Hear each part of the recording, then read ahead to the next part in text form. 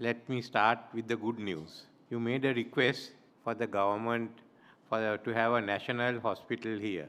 Well, I've also been thinking the same. Only last week we approved in cabinet upgrading of the Karapiti hospital, and the next hospital to be upgraded as a national hospital is going to be Jaffna Hospital.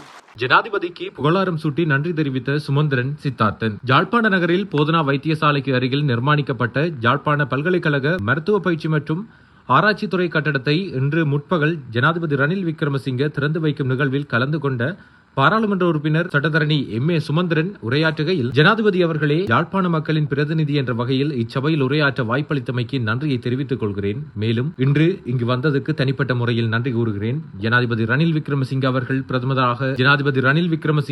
பிரதமராக இருந்த காலம் முதல் வடக்கு மற்றும் கிழக்கின் அபிவிருத்திக்காக அர்ப்பணிப்புடன் செயற்பட்டுள்ளார். இன்று திறந்து வைக்கப்படும் யாழ் பல்கலைக்கழகத்தின் இந்த மருத்துவ பீட கட்டிடம் வடக்கிற்கு மாத்திரமின்றி நாட்டிற்கும் ஒரு நல்ல முதலீடாகும் என சுட்டிக்காட்டலாம்.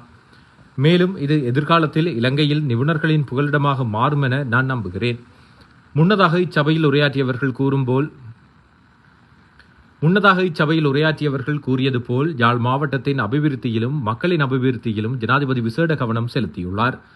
2005 உங்கள் பயணத்துக்கு வடக்கு மக்கள் தடையாக இருந்திருக்கலாம். அதை வடபகுதி மக்கள் இப்போதாவது வருத்தத்துடன் நினைவு கூறுவார்கள் என நினைக்கின்றேன். இத்திட்டத்தை நடைமுறைப்படுத்திய யாழ் பல்கலைக்கழக மருத்துவ பீடத்தை நான் வாழ்த்துகின்றேன்.